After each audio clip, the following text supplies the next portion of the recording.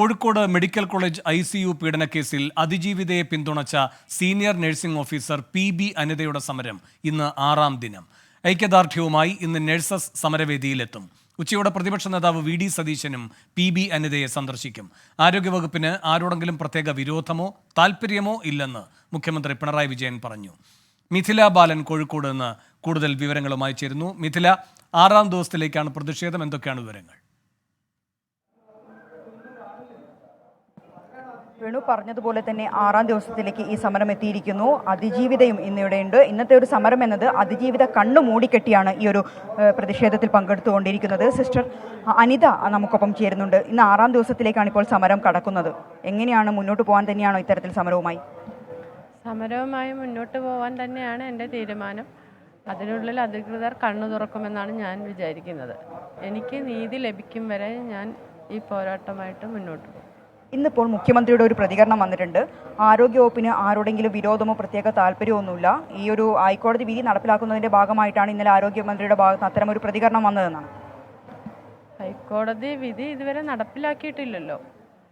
ആ വിധി എനിക്ക് ഹൈക്കോടതിയുടെ വിധി ഉണ്ടായിട്ടോ അതിനെതിരെ മുഖം തിരിക്കുന്നതിന് മാത്രമേ എനിക്ക് പ്രതിഷേധമുള്ളൂ.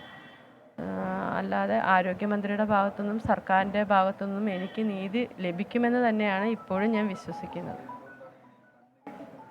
ഓക്കെ, ഇന്നിപ്പോൾ അതിജീവിതയും ഇവിടെ നമുക്ക് ഒരു ദൃശ്യങ്ങൾ കാണാം. അതിജീവിത കണ്ണു മൂടിക്കെട്ടിയുള്ള ഒരു പ്രതിഷേധം. അതിജീവിതയും ഈ ഒരു സമരത്തിൽ പങ്കെടുക്കുന്നവരും കണ്ണു മൂടിക്കെട്ടിക്കൊണ്ടുള്ള ഒരു പ്രതിഷേധമാണ് ഇന്നിവിടെ നടത്തുന്നത്. അല്പസമയത്തിനകം അവരുടെ ഒരു പ്രതികരണത്തിലേക്ക് നമുക്ക് പോകാമെന്ന് തോന്നുന്നു. ഒന്നും കണ്ണ് തുറന്ന് ഒന്നും കാണാൻ കഴിയുന്നില്ലെങ്കിൽ പിന്നെ ഞാൻ കണ്ണടച്ചുകൊണ്ട് എല്ലാം കാണാൻ ശ്രമിക്കാം.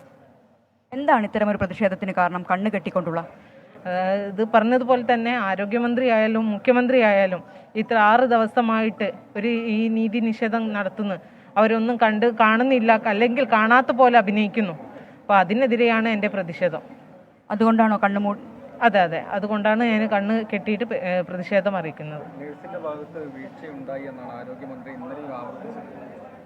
അവർ എന്ത് വീഴ്ചയാണ് ഉണ്ടായതെന്ന് ഇതുവരെ പറഞ്ഞിട്ടില്ലല്ലോ.